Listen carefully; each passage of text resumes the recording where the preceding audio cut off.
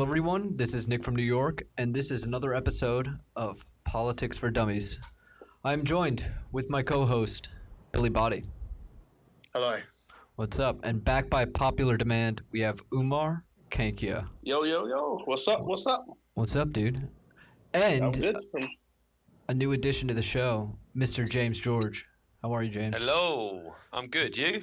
Very good. James, why don't you introduce yourself to our audience? We're about 50% American, 20% British, 30% Indian. Let us know who you are. Hold on, the Indian took over the British? No, I'm kidding. Yeah. I'm kidding. I'm surprised China haven't got involved and at least tried to buy a stake of it. Yeah. I think we're 30%. I think we're 30% British and 20% Indian. So. Yeah. Right. So basically, British, born and bred, grew up in Salisbury, but I've lived all over. Lived in London for quite a few years. Went to uni there, and then I've literally just moved to California. Even though technically I am currently in Salisbury, flying out back to California Wednesday. All right. What part of Cali? A place called Carlsbad, about 45 minutes north of San Diego, hour and a half south of LA. Yep. Beautiful, beautiful state. What's going on in Salisbury? Because I went back there about a year ago to go and see somebody that I know, but I want to go back again with everybody that was there while I was at uni. But I don't know what the status is. Is there anything more than the? No, nothing's changed in Salisbury. Nothing's changed in Salisbury for 30 years. There was only the chapel, but and a couple of other bars. And I've heard that they've actually reduced it down to just the chapel, and even the other bars have closed. So Salisbury has I think Salisbury has the most amount of pubs in the UK compared to its size. Right. But it's never had anything past 11 o'clock really that's any good. It's had the chapel, but one or two nightclubs open and then one or two close and then one open. And they're always in the same place and they always close for some reason and then they open up as a different name. And then people go there for 2 weeks, get bored and go back to the chapel. So that's Salisbury. Personally, I'm not a big fan of it and hence why I've moved countries. Is that where the steak hails from? Salisbury The steak? steak? Yeah, Salisbury steak. No, I've not even heard of Salisbury steak. Oh. Well, I guess not then. To Americans, the easiest way of describing Salisbury is it's close to Stonehenge. Okay. Oh yeah, it is. Yeah.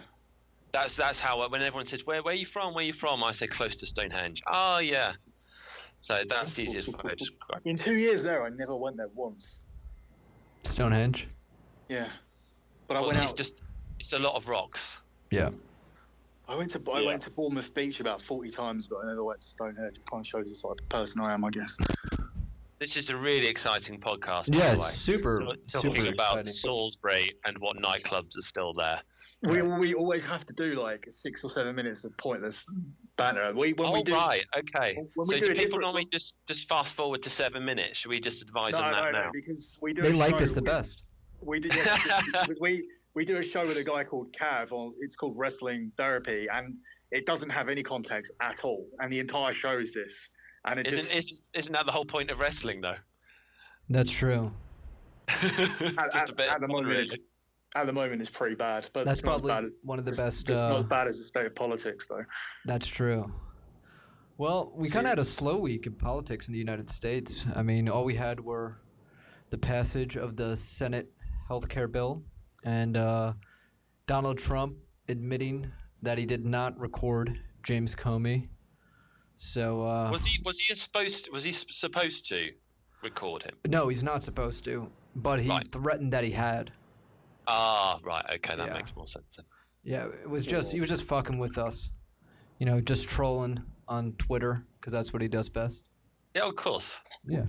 What's the consensus now? Like the impeachment is not looking likely now, is it? As it was initially. My guess that he's going to get away with it is probably going to be right. Who knows, man? Like, there is a special prosecutor looking and investigating the Trump administration, which is not normal. So we just got to wait for this investigation to wrap up. So what are they really looking into? Like Russia being involved somehow, votes really not being correct, Russia having involvement. Is that the main issue? Well, they know Russia influenced the election and definitely hacked into the Democrats and all that stuff. They're trying to see if anybody at Trump HQ, the Trump campaign, worked with the Russians at all, which is looking unlikely at this point. But the investigation has moved on into whether or not Trump tried to stop the original investigation, which would be obstruction of justice, which I see. If that goes through, then he gets in trouble for covering up nothing. So, who knows? Well, the weird thing is this week, and it's not really been a big enough story. It's come out that the Tories commandeered call centres to win the marginals.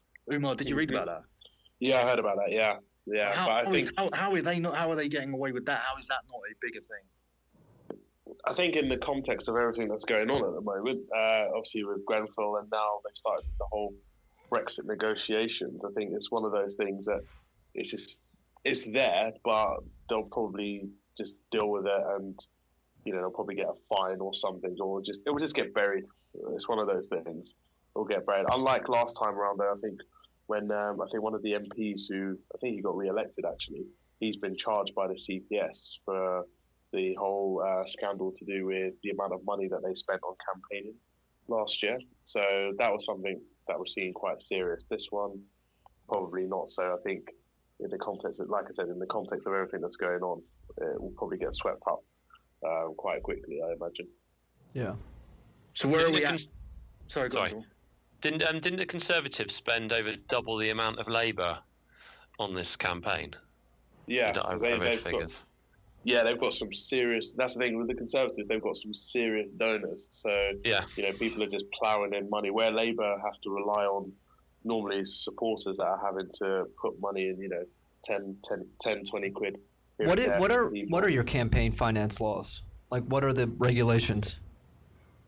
I think there's without seeing it in black and white, but I think there is a limit as to what you can spend on as an individual. Right. In your campaigns. I think there's an upper limit that you can go up to, but then because I think the whole idea is to try and keep a level playing field on a local level. But I'm not sure.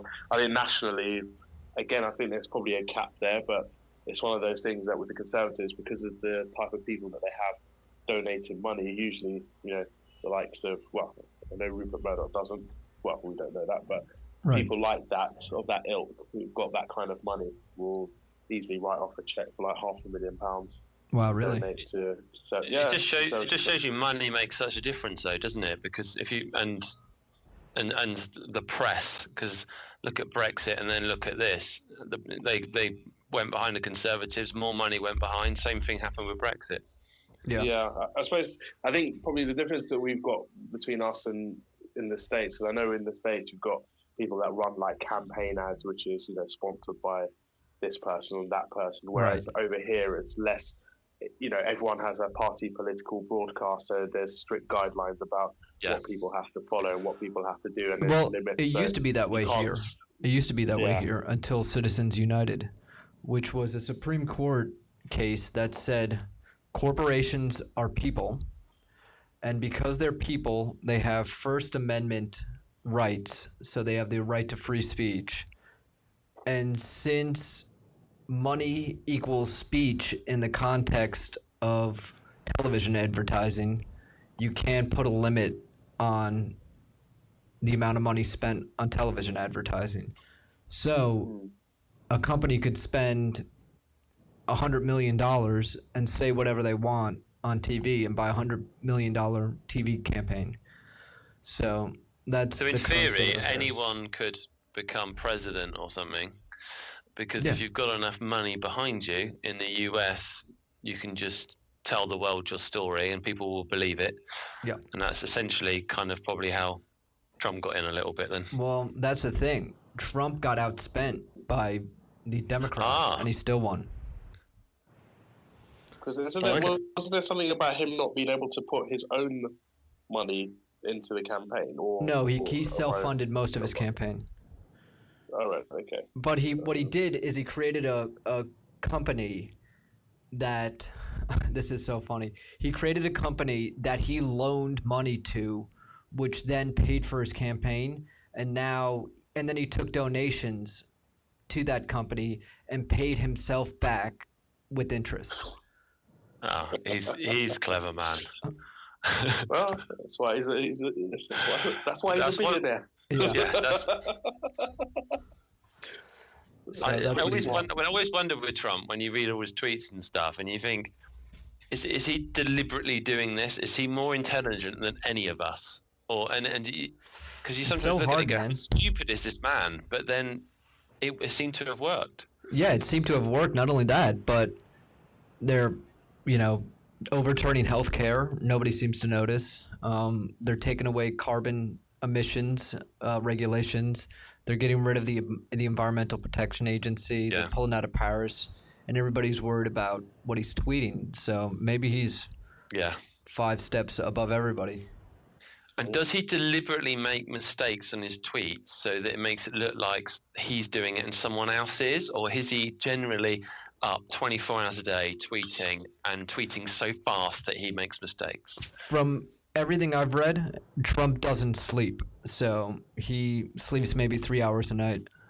Bit like Margaret Thatcher. Yeah, and I think as well, because he still controls, because he's got 2 accounts. He's got the POTUS account, Right. which I think is probably controlled by the White House staffers. Yeah. And then he's got his own account, which no one has access to unless your name is Donald J. Trump.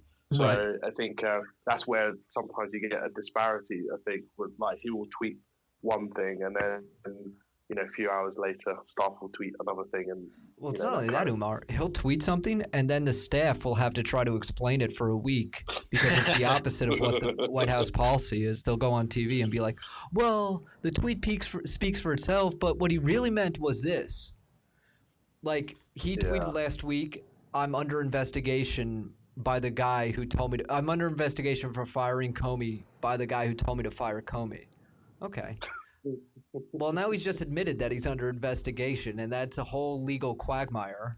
And his lawyer, his personal lawyer, then spends the next week going on TV and saying, oh, no, he didn't mean to really say that. It's Twitter's 140 character limit that made him have to shorten what he was saying.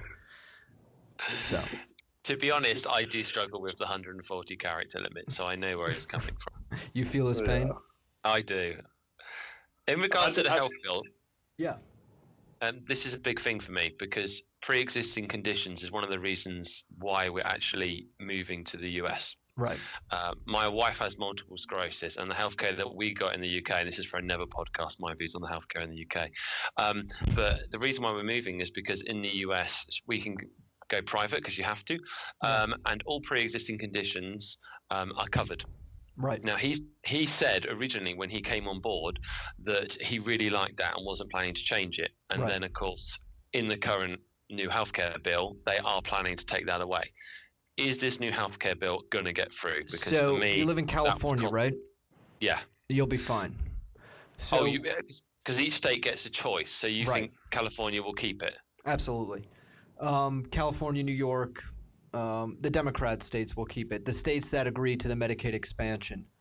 Yes. Yeah, so you'll be fine. It's the conservative states, they're putting in a pre-existing condition waiver where the state can opt out of offering plans that cover pre-existing conditions on the idea that they'll set up a high-risk pool, which will be more expensive insurance for people with pre-existing conditions and stuff like that. But Right. California, you should be fine. Okay, and surely if that's the case, if you've got pre-existing condition anywhere else in America, you would just move to one of those states. Well, if you can afford it, yeah. I mean, there are a lot of people who work, have a job and they can't just pick up and leave, especially in areas that. But at the same time, if you've got a pre-existing condition that's costing you 50,000 plus True. a year, Right. you physically can't afford to live in that state anymore. That's true. It's a big problem. I think this is going to be a big problem for the Republicans because as much as people don't like certain parts of Obamacare, some of the people who voted for Trump and the Republicans are going to be the people who are going to be hurt most by the repeal of Obamacare. I mean, Well, that comes down to the Brexit again. It's a similar thing, isn't it? So yeah. I mean, Obamacare was not a perfect law. The main problem is that not enough healthy people bought insurance, so rates went up on the middle income earners. But for people who are on the lower scale, that it helped them a lot. It gave 20 million extra people health insurance who couldn't afford for it. I mean, for the states, so Obamacare, a quick little synopsis of the idea, was they were going to pass a law that required everybody in the country to buy health insurance, to make the pool larger and bring down costs for everybody. They were going to pay for it by taxing the top 3% and giving subsidies to people who couldn't afford the health insurance on their own. And then if you were under a certain level, the government was going to give the states, the federal government was going to give the states 90% increase in Medicaid, which is insurance for poor people. They're going to give them 90% more money, 100% for the first 5 years, and then 90% after that if they built a website to buy insurance. And these Republican states told the federal government, take your money and keep it. They sued them. They dragged their feet. They got certain provisions overturned to the point, and demonized it to the point of where nobody bought insurance. And it's a big problem because a lot of people, their insurance rates went up. So the idea was good, but just it wasn't followed through correctly. Correct. Yeah. Right. So we're in this situation now. So now the Republicans are saying, well, we want to repeal Obamacare because it's costing a lot of people too much money. But their plan is to cut $1 trillion in taxes, that tax raise on the top 3%, and cut the Medicaid expansion so the poor people don't get their health insurance. So it's not going to address the higher premiums. It's going to give rich people $1 trillion tax break and take insurance away from poor people. How do we have this parallel stories kind of running here, where you're trying to aid the rich and give them the tax breaks, and we're having the exact same thing over here? I mean, does it not smell of like a worldwide kind of conspiracy? Whereas it doesn't seem like it's a conservative movement, man. Exactly. I mean, this all started. Thing to do, but this all started with Reagan. Both places. This all started with Reagan, and it was continued by Clinton, continued by Bush, deregulation, lower taxes. I mean, George W. Bush gave the largest tax break in American history, the Bush era tax cuts. And you saw what happened to our economy after that. Oh, I've seen documentaries on Bush, and I mean, I saw one the other day that was heavily involved Bush, but it was really about how corrupt Tony Blair was. I mean, this thing on Netflix, done by George Galloway, like, everybody needs to check this out. It's just unbelievable. Like, Tony Blair's getting £500,000 to do talks afterwards, and then after doing a war in Iraq, Bush gave him a job to keep the peace in Israel. Yeah, he gave him a job as the peacekeeper, which is one of the most ridiculous things ever when you actually look at how much Blair did and how much he profited from that, and the fact he had deals with Gaddafi and everything. But I mean, you need to go and watch the program. It's unbelievable, like how. I'm actually interested in that because I'm a big Tony Blair fan, so I'd like to watch that. Oh, I can't. I don't think anyone can be a Tony Blair fan after this. Like, the guy is dirtier than Yeah, shit. but who's doing? Did you mention George Galloway in there? Is it George Galloway that did it? He did, but I mean, the fact that after this, that makes me question it. He's very, like, statistically sound, and in addition to that, the people that are talking in there, like, there were certain people that were involved with Tony. I mean, his sister-in-law speaks out against him. Yeah. I mean, he's quite. I mean, it's people that were quite close to him, and they were saying about these deals that he'd done and his speaking engagements, and it's quite well known that he's paid for them, what he is. I mean, don't begrudge anyone for getting as much money as he can, but I mean, just face it, he is one of the best speakers of all time in regards to politicians, so you can understand why he's making so much money in regards to that. Yeah, but he's also killed millions of people. I mean, it's not millions. I mean, he didn't kill millions of people. A million people didn't die in Iraq. Yeah, but I think he was complicit in the amount of people that died. Right. I mean, he You was gotta- Maybe not in the the millions, but- politician in charge during a war. That wasn't But- the only war he started. He started 4 wars while he Yeah. was in charge of. While he was in charge of. But the different, often it's not him that makes those decisions, though, is it? He has a million people telling him what to do, and I think often when Not we only that, blame- but England's bound by treaty to get involved in any war we're involved in. Yeah. So if Well, the the U.S. ti- goes to war, England has to I- follow. you can't blame one person for everything. I don't believe that at all. The tone of the program was a lot of people saying how he changed and how he saw himself as this kind of war warrior at some point, and the power went to his head, and he was a completely different Well, person. what by the wars end. are we talking about? Obviously, we're talking about Iraq, Afghanistan. What else? Kosovo. Okay. Where he basically But you don't think that was a Wait. just no action? he made the situation. I mean, he did this thing where he set up where he made out he was rescuing the people, and he set up all this press stuff for himself where he was walking by and had people hugging him and high-fiving him like he was the savior of the whole thing, where Yeah, he but actually Slobodan Milosevic was committing genocide against the Bosnian Muslims. I don't know if you'll get this program here, but try and find it. I know James and Umar can go and watch it afterwards, and it's kind of a little bit off. Tony Blair's a little bit off topic, but I mean, he's very much like. I mean, New Labour wasn't that different to current Conservative. Like, it's funny that Labour have got this bad rap now, where people will often turn around and say, "Oh, I'm not voting for Labour again." You're a dickhead if you say that, because it's not even the same ballpark. I Oh, mean, it's to completely compare- different. I actually like New Labour. That's I got really into politics through New Labour. Are And they now- center? They're supposed to be left, but they're more center right in practice. Yeah, I'd Yeah. probably say that. Yeah. Yeah, I It's think the they same thing kind with of the they got Democrats now. yeah they did away with a few.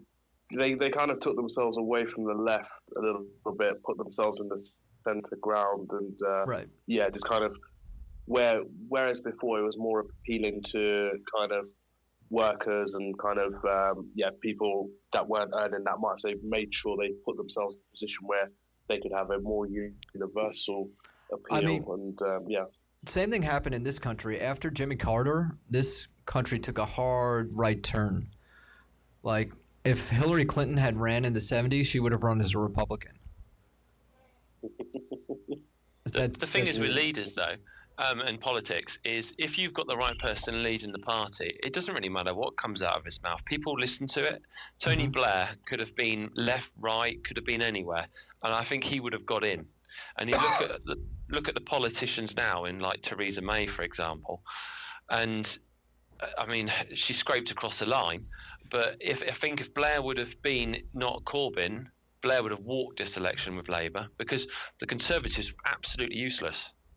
I don't agree with that. I've not seen people chanting names of a potential PM or at least a candidate in my entire life. I think anybody that wasn't Corbyn would have got absolutely smashed in this election. But I that's think- I agree. that's a certain I agree with that. percentage that are really, really keen on Corbyn and have gone mad on him. But I think there's it's a higher. still I think it's higher than a certain percentage. I think it's a big chunk of people. Well, there's And something you know what it is to as what well? James I said. think- I mean, Sorry. Yeah. go on. no, I was going to say, as far as personality goes, I mean, look at Barack Obama.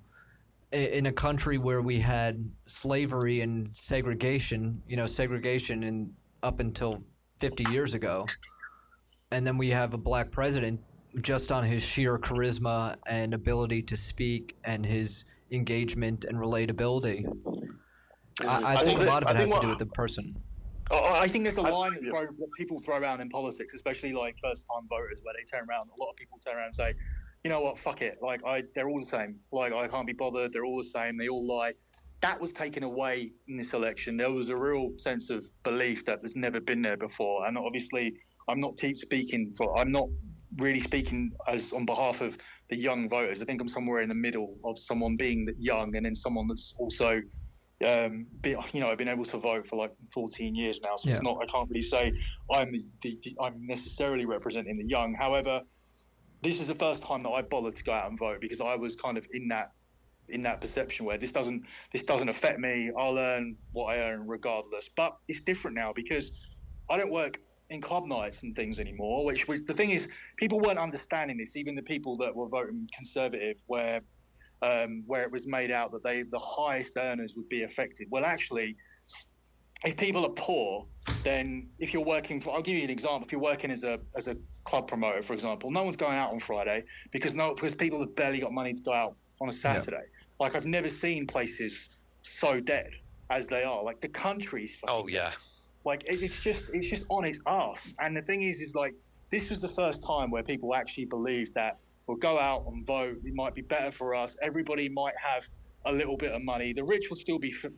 the rich, but the fact that he wanted to take a bit away from them, he seemed to have something that worked for that everybody. Robin Hood mentality. If there was an election tomorrow, and we'll find out off Umar in a minute how likely it is that we'll have one before the end of the year. Hopefully we will. Then he would definitely have won. Oh yeah, because of the fire, he would get in. I think it's more than that, because I think he's somebody that I think his appeal, and I think this is the first time probably since '97 when Blair came in where the country has had like a very clear alternative as to who to vote for. Because if you look at it, the last few elections that we had, so when Blair stepped down in 2010, there was a choice between Gordon Brown and David Cameron. People got fed up with Blair and his government and felt like Gordon Brown had zero personality, zero charisma. Obviously, with the crash, people were blaming him because he was Chancellor at the time. Yeah, so Cameron was always going to walk that. Yeah, exactly. It was always easy. And then in 2015, with Ed Miliband, if it was David Miliband, I think we would have had a Labour government in 2015, my opinion. But some people would disagree. But I think we definitely would have had a Labour government. It would have definitely been close, possibly even a hung parliament scenario there. But this time around, we've got a situation where... Well, it's a predicted hung parliament. Theresa, but I mean, this time around you've got... I was just going to say, this time around you've had very much Theresa May and continue with that austerity and keeping things on the Conservative, a small c and a capital C, and keeping it to the right. And Jeremy Corbyn has offered much more of a clear alternative to the left and kind of taken Labour back to its socialist principles. And I think people this time around just thought, you know what, we've had 7 years of austerity, especially if you work in the public sector, your wages have stayed the same, and actually standard of living is getting worse, your wages are staying the same, and people just thought, you know what, it's an opportunity maybe this is actually an opportunity to vote and show that we actually do care about what's going on, and we're not just going to let you carry on doing what you're doing. And hence why we're in the mess that we're in at the moment, is because Theresa May decided that, hey, let me call an election, even though I've got 17 MPs as a majority. Let's go have some fun and obliterate the Labour Party. And lo and behold, she's destroying her own party and destroying the country in the process. Well, but it was a good idea. In theory, it was a good idea, though, wasn't it? They would have, if she had any nous whatsoever, would have walked it, and she would have had more of a majority. The thing is, if she did not focus on, I think her failings were she focused too much on Brexit. I think the country's kind of moved on from that. Everyone's accepted Brexit is going to happen. I think people, if the election took place, let's say... No, I haven't either. Yeah, fair enough.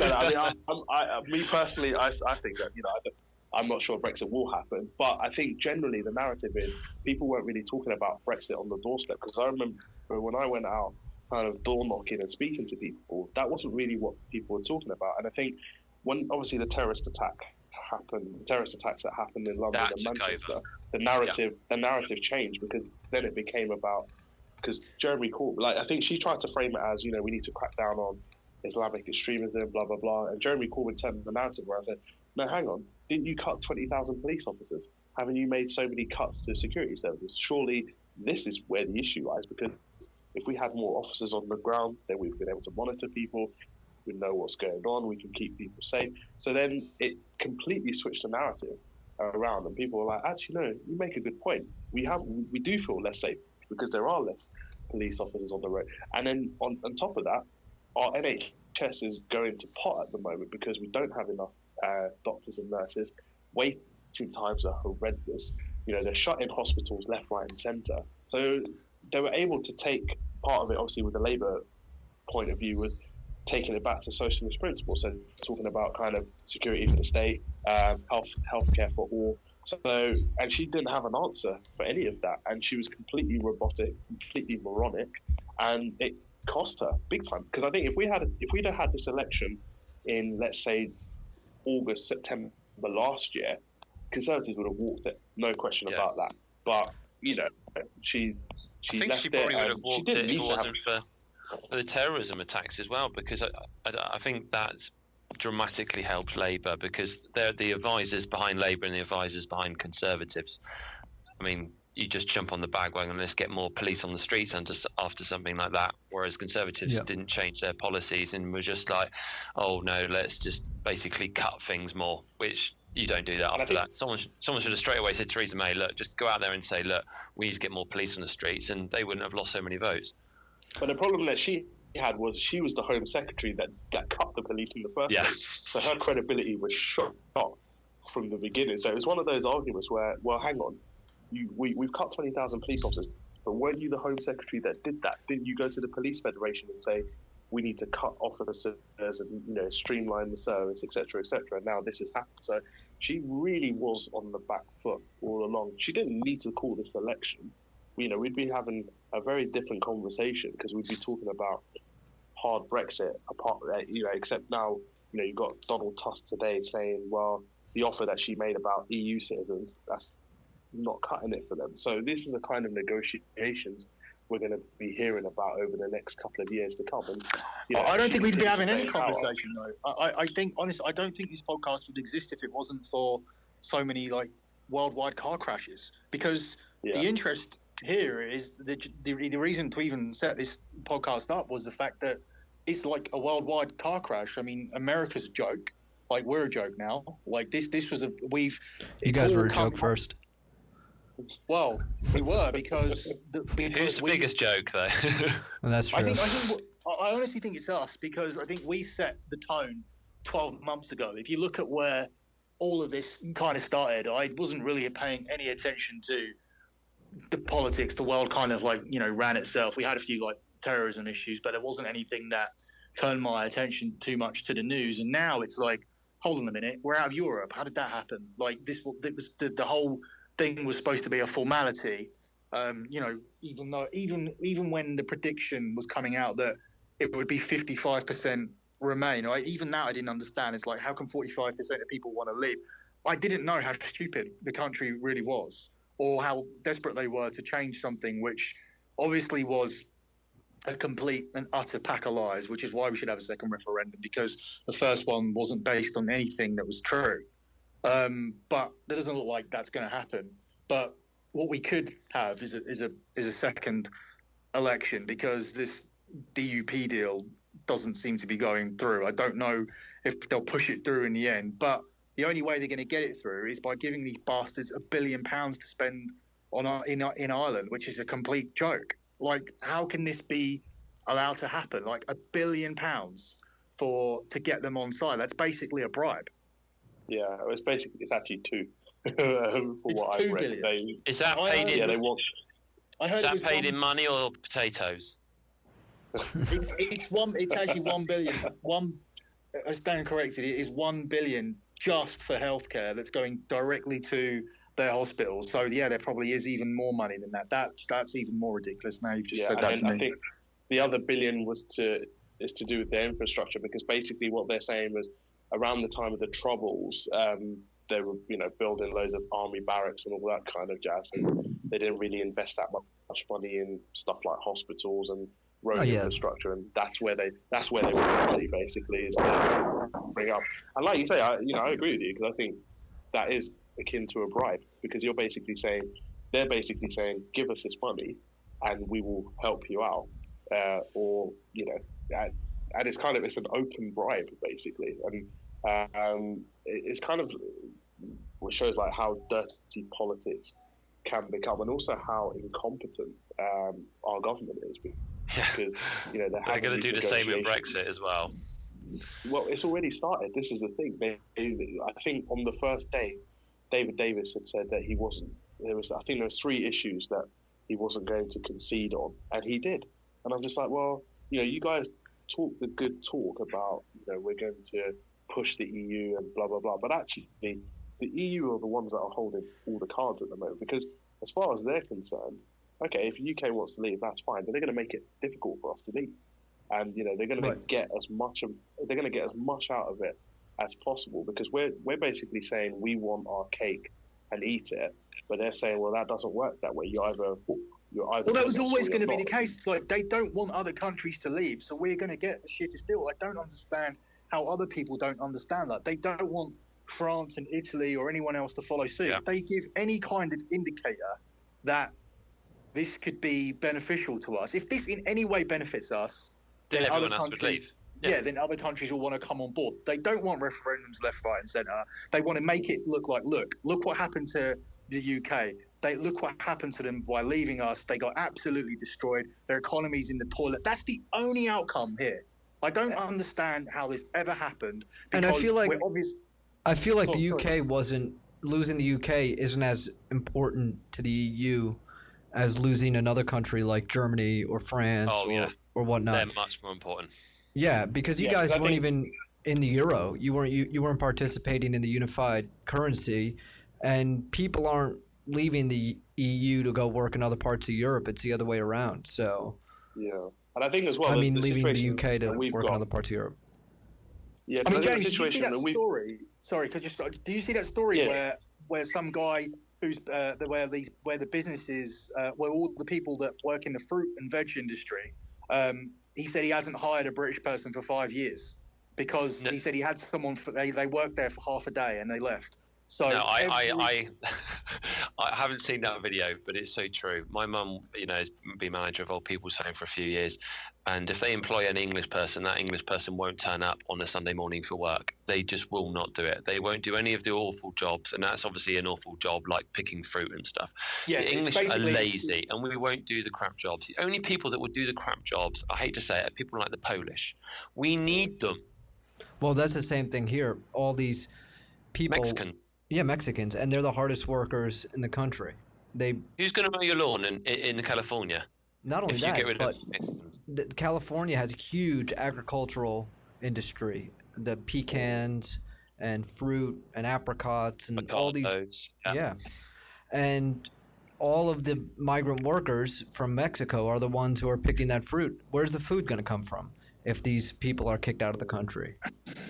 Because I just think that this whole Brexit thing has been funny to watch, because I think people have seen it as, we need to get rid of the Polish or the Romanians. They're coming in and doing all our jobs and blah, blah, blah. It's like, well, no.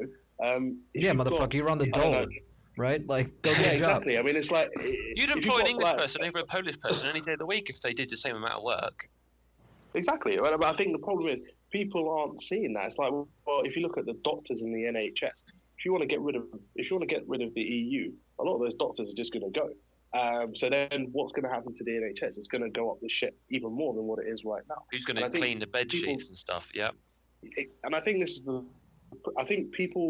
well, two things with Brexit. I think one was the fact that so many lies were told about it. The stuff like the 350 million, which Nigel Farage the next day came out and said, well, I don't know what you're talking about. We just made that figure up.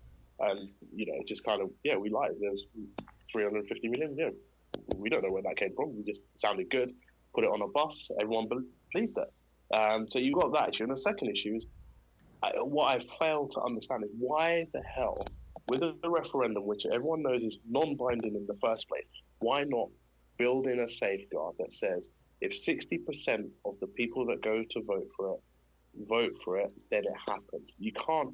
This is a problem that we've got majority. Now because, having something that's that close. Exactly. 52%, 48% is too damn close, and people's minds can change. The only way I can see this being fixed is if Parliament then has a referendum once the Brexit deal has been negotiated. That's what should have been put in. Let's put it. Yeah, let's put it. But I think that still might happen though. Shouldn't they have, what's going to happen? Have another one. Shouldn't they have negotiated the deal first and then put it to a referendum? Like, wouldn't that have been like then they would have actually been able to tell you what you got? But the bottom line is that what we got is a load of crap which wasn't true. And that's exactly the position that we're in. Like that guy said who works in the fruit and veg industry, where he said 99%, and that wasn't even an exaggeration. 99. He personally had only hired one English person in 5 years, but he said across the board, 99% were European, and the whole industry is going to go to shit. Like he said, he doesn't understand how this is going to function. Yeah, it's crazy. But there's other industries like that. Well, Jamie Oliver said that his business wouldn't exist if it wasn't for Polish waiters. Well, it's the same thing here. Every cook in America is Mexican. Yeah, because even if you go like out in central London, a lot of restaurants, like a lot of them are, EU migrants that are coming and working and being your waiters and waitresses and stuff. So. These are the types of jobs that they're happy to do. So I don't know if they're happy to do, the funny thing is, available. I would love myself for there to be controlled immigration. I think this should be everywhere in the world. I don't think it should be difficult. I don't think it should be easy just to move around freely. Well, you just moved to the United States. What was that experience like? I've taken me 18 months and I'm still having problems with it now. Even though I've got the visa, I'm still waiting for the passports to come through, and it's hell. It is so difficult to get into the US if you want to do it legally. If you want to walk over the border from Mexico, it's the easiest thing in the world. Right. But if you want to do it legally, it's difficult. But in regards to going into the UK and the EU, I don't know if I completely agree with the free movement thing. And when it first came up, Brexit, my first response was, great. Like most people, let's stop immigration. But then I'm intelligent, so I actually looked into it more and looked at it and was like, right, if you stop free movement, you effectively are going to have more problems, and you can't just pick and choose parts of this agreement. So when I looked at it as a whole, I went, well, I completely disagree with this, so I wouldn't have it. But in an ideal scenario, you would allow people in that you want to come in. But with that, I personally believe that we should be allowing a lot of them in because we need them. Now, my problem is with most Brexit voters, is they have this opinion that we should basically let anyone who's not born in Britain, not white and whatever, not be in England. And I just think that is the ridiculous part of it. And when you hear some of the views, I don't know how people can vote for that, just like I don't know how people can vote for Trump when you hear some of the extreme views. I wouldn't be able to put myself... Oh, yeah, James, I was told like the next day, like basically I don't know whether this was whether it was literal, the comments that I received, but because I was on the Remain side, I was getting comments like, ha ha, why don't you fuck off and go home now? Exactly. That's where I stand. That's why I could never vote for anything. Put it this way: say I voted for Labour every year, and Labour suddenly decided that they wanted to get rid of Jewish people, just as an example. Even though I might believe in 99.9% of everything that Labour did, I couldn't vote for Labour anymore because of that one particular thing. Or if maybe 50% of Labour supporters hated the Jewish, I couldn't vote for that party because something that strong I couldn't believe in. So myself, I could never vote for Brexit because of the racism that I see through friends and family as well on my Facebook. I couldn't vote for Brexit because of the underlying racism to do with Brexit. There's no way I could do it. I think there's a lot of ignorance. It's funny enough, there's a program over here. I think it's on in America as well. It's called Wife Swap. And Channel 4 this week did a Brexit special. Oh, I've got to watch that. Oh god, you should watch it. I mean, the level. It was basically there's two couples. One, it was a lady. She's Dutch, I think, and she lives up in Nottingham. She's married to an English guy. Has got a daughter here. And then it was a couple from Canvey Island in Essex. And his whole views were like they just came from the Daily Express, which is it's like the lowest form of right wing tabloid journalism that you could possibly get. Probably worse than I think it's like, Daily Express is like the Sun, but dumbed down even more for people that kind of read that. And it was just amazing that his views came from reading that type of newspaper, and it was just very much immigration based, and nothing you could say to him would make him think that it was nothing other than kind of immigration, because people forget that being part of the EU means access to single market, traveling around the EU, because a lot of people like to go to places like Spain, Portugal, Italy. We can do that visa free.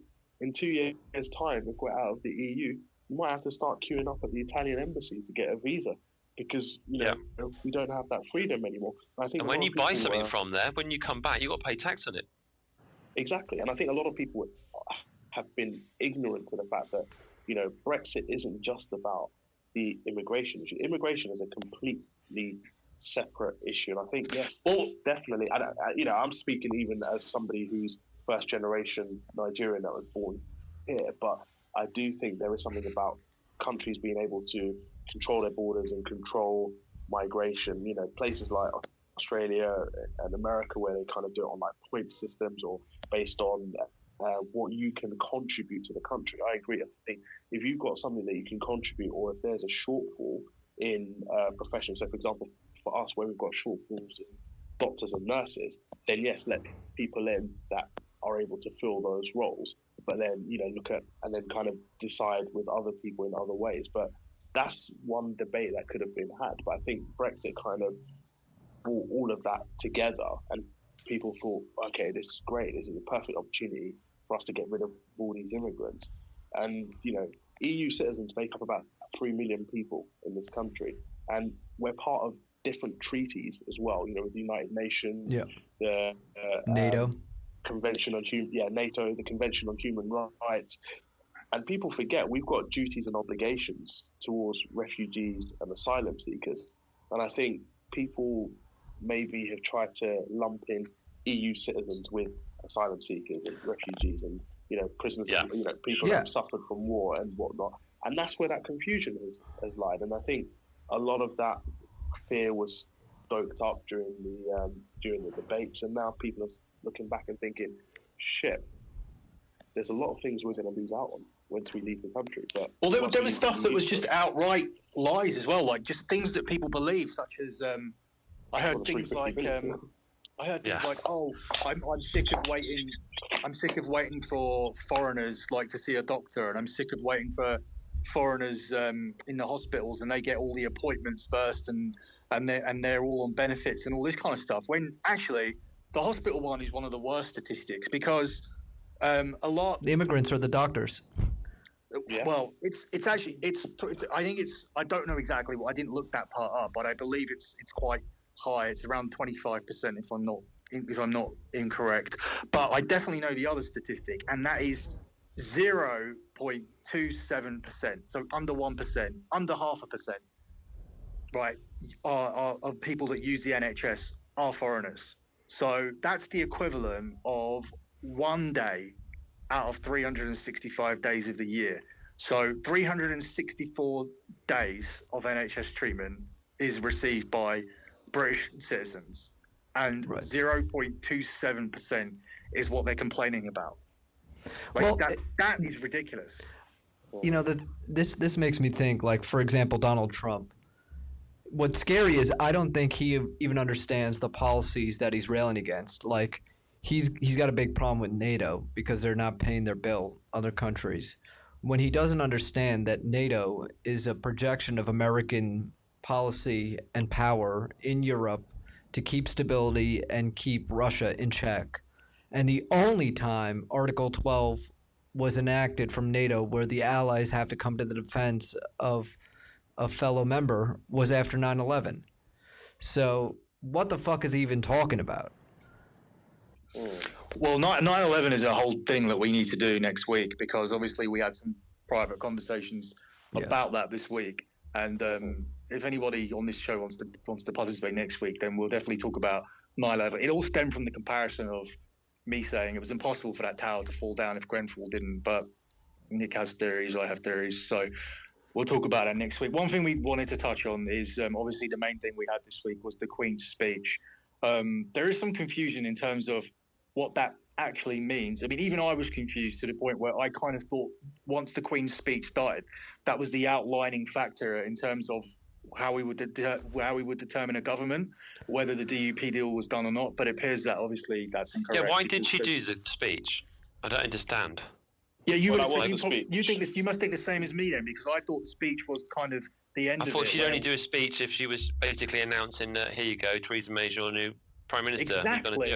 Exactly, and I think that was how it was. My question is, why is there even a queen? Why do we have a queen? We'll come on to that. We'll get to that. We'll get to that. We'll talk about what she talked about first, and then me and Billy can go on one. Well, I think Nick too as well, because I think Nick kind of agrees. But I think I have a few more. I looked into it, obviously, statistically. I did a little bit of research as well, so here we go.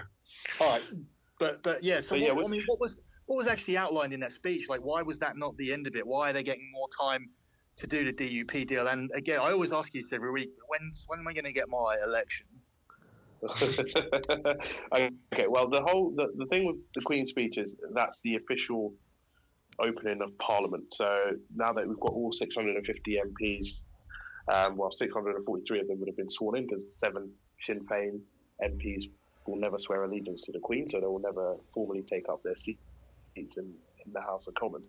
So the Queen's speech basically sets out the legislative agenda for the year, although the Conservatives have made it next year there won't be a Queen's speech, because they've said they need 2 years to get their programme in place, mainly because of Brexit, and obviously we know that that's meant to be taking 2 years. So it's more, it's more state pageantry, in the sense of government saying, this is what we want to do, this is what we hope to achieve, and then after that it'll go back to the House of Commons, and then they'll have a bit of a debate, as you would have seen.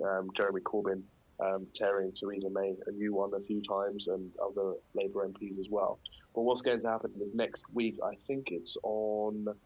believe it's on Tuesday, so the formal bill will be tabled to the House of Commons that sets out, this is what we're going to do, this is what we're hoping to achieve, this is the plans for this government.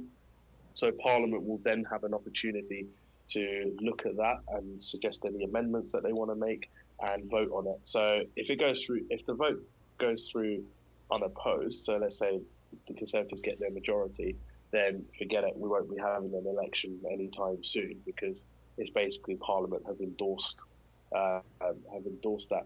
If amendments come in and they basically are changing the basically changing the programme a bit too much, and it means that there's no way that it will ever get through because people are just saying no or voting it down, then at that point, Theresa May cannot govern.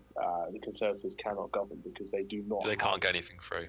Yeah, if they can't get anything through Parliament, and if they can't get the Queen's speech through, then there'll be another election. Because as I said last time around, effectively, Corbyn will be asked as the leader of the second largest party to try and form an administration, and if he can't, then Parliament will have to dissolve again, and then they'll have to call an election. In summary, then, is this literally going to come down to the £2 billion bribe? Because if she gets in order to get the majority, she's going to need to pay out £2 billion. Is that all it's going to come down to?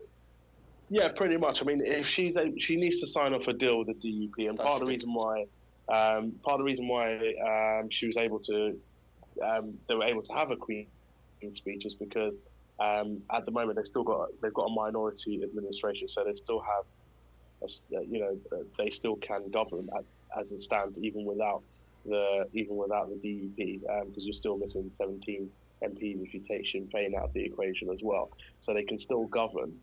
So that's why they were able to kind of go ahead with it. But in essence, the DUP deal, if it doesn't get through, then it makes things a bit tricky, because the Conservatives, in theory, they could still do it if every Conservative voted the way they should, but that's not necessarily going to happen. Exactly, because there's already talks about backbenchers who are not particularly happy about the stance that they've taken with Brexit, because there's some that, like I said the last time, there's some that want a soft Brexit. There are those Eurosceptics that want a hard Brexit. So what can those Conservatives do? If they don't vote Conservative, what do they actually do then? Do they vote for a different party? Or they can abstain. If they abstain, so let's say, for argument's sake, out of the 313, let's say 10 of them abstained and the DUP were not on board. So that's another 10 abstentions plus the 7 from Sinn Féin. If the Progressive Alliance on the other side all clumped together and got their votes through, then they would be able to defeat the government on its speech, which therefore means the government can't govern, and therefore we would have to have another election. So what's the chances of Conservative MPs actually sustaining that? That doesn't seem very likely. It depends on again. the thing. It depends on what it is. It depends on what Theresa May is offering people, because she has to go around and kiss a lot of hands at the moment in the party, because she pissed a lot of people off within the party. She sacked a lot of people. She got people's backs up. Even if you look at George Osborne, who's the current editor of the Evening Standard in London, he's on an all-out war. He wants to get rid of her as much as he possibly can, because she sacked him from being chancellor from the last time when Conservatives were in government. So he's got his people. Then you've got people like obviously Boris Johnson, who might be thinking about, okay, is this a time to mount a leadership campaign or not? She brought back Michael Gove because she did it to appease people within the party, to show that actually, you know what, no hard feelings. I know I don't like you, but I need to have you, type of thing. So she's a lame duck, and that's the thing. It really depends on the moral compass that Conservative MPs want to take, because obviously the risk is, if there's another election, there's a good chance you might lose your seat, and it just depends on, if you're a Conservative MP, you're going to weigh up, okay. Only if you're in a marginal though, so you can see. So you think it's like people that are very secure in their seats could abstain. Yeah, they could do. It depends on what they're voting for. Exactly. Because I think it's hard to say without seeing the bill that's going to be put before Parliament. It's very hard to say where people might have their objections to it. But I know Labour have already said they've got an alternative Queen's speech ready. They've got alternative bills ready. So, you know, they're good to go basically. So if it went to shit, they'll be like, well, we're ready.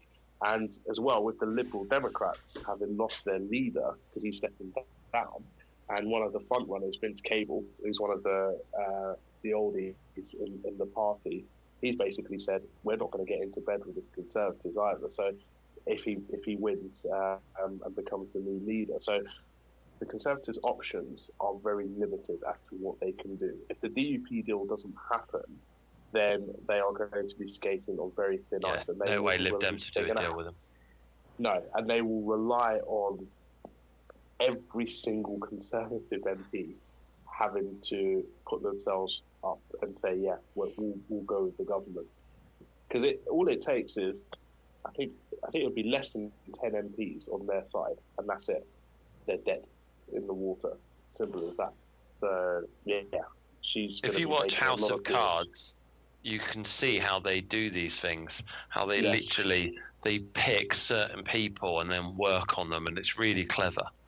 Yeah, there's definitely a lot there, because I mean, I think, what's his name, the Gavin Barwell, who was the former Croydon MP, who's now become her chief of staff. So he'll be the one that's going around basically saying, listen, you need to fall in line, you need to do this. And I'll give you a position in the next parliament if you do this, and exactly. Yeah. They'll be offering people ministerships. They'll be offering them private secretaries. You know, they'll be saying all sorts of stuff to get people to fall in line. And also, you know, this is. But that's 318 people. But there isn't 318 roles. Like, they can't. Yeah, but they all tell them you're all going to be chancellor next, and then they all believe it. Yeah, exactly. And that's the thing, because you don't know what one person is being told to the next. And this is part of the issue. Sorry, I said 313, it's actually, it's 318. But yeah, this is the problem that they have, and it's about how do we manage this situation. This is why 3 months ago, she was in the perfect position, because no one was sitting there thinking, oh, I've got to fight an election, because the next election wasn't due for another 3 years. Everyone's kind of on the same page. She was running the party however she wanted it to. Now she's having to go cap in hand to everyone and hope that people fall in line. But you can't guarantee that, because she's a national hate figure. At the same time, like, she's a national hate figure. She's the most hated person in the country. Like, I've never seen anybody booed. You're close, Billy. Sorry? You're quite close. Yeah, close, but not close to her. close in regards to how many people hate her. Yeah. Yeah, I mean, the hate is just unbelievable in comparison to the reactions Corbyn again. It's amazing that that he didn't win the election, but I think everything has. I mean, I think it was close to turning, and it was getting tighter and tighter and tighter and tighter. Too many old people. Yeah, I mean, it's a shame that Grenfell didn't burn down 2 weeks before the election, and then things would have been completely different. But Yeah. But I mean, it has happened when it happened. It'd probably been better if it didn't happen at all, obviously. But I mean, if it was going to burn down, it should have happened before the election, and then she could have handled that as terribly as she's handled everything else. I mean, everything was in her favour. I don't think anyone expected her to lose. I mean, people are going, "Well, she won. Let's just all move on with it." Well, I mean, you cannot call that a victory. And even certain papers and media and like things like Channel 4. I mean, some people like the Sun and the Mail will just continue to toe the line, the bias line that they want to. But certain other media outlets are now starting to turn on her completely. Although obviously there was that story again this week that after the Queen's speech, certain publications focused on the fact that Corbyn didn't bow to the Queen, which was even though it's not protocol for him to do so. no. I mean, and the What thing is? What, I don't understand that. Why is it not protocol? Please, someone explain this whole thing to me. Because basically, my understanding was, I think it's, I think the guys with the black rock, I can't remember their names, but they acknowledge both houses of Parliament, so the Lords and the Commons. So when they come back from bringing the members from the Commons, they will bow their heads to signify their arrival. So nobody else needs to do that. That's their function. So actually, when Theresa May bowed her head, she was wrong in doing so. So whoever her protocol officer is should be fired. I think The fact that there's a protocol is ridiculous. I think anyone that bows to her is wrong anyway. Why do we need to bow to her? Why does there have to be a protocol? Why does it have to be a monarchy? Right. Oh, right, we starting it now, are we? I mean, when the president, I've been waiting for it. yeah, I when can the tell president James does is itching for it. a State of the Union address, half of Congress doesn't clap or stand up or acknowledge what he's saying and heckle him. So that's the way it should be. You should fucking be a dick to your leaders. Bow is ridiculous. Well, first of all, I don't think Americans can talk about this because you What are you think talking history... about? I think we're the best. We're the people who gave the monarchy the middle finger and left. I think we're the most qualified. Your history consists of 10 years, compared to our millions. So I don't know about that. Even though I'm moving to America, I love everything about it. But our history is the royal family. You get rid of that, you get rid of a lot of our history, do you not? Well, Yeah, but it's I mean, our history. it's so I mean, important. we are. trace the same line all the way back to the English royal family. Our government is based on the ideas that were formed by your government first, and then we expounded upon them and kind of built upon them. We codified all of the freedoms that the English enjoyed into law. But you guys don't have that law.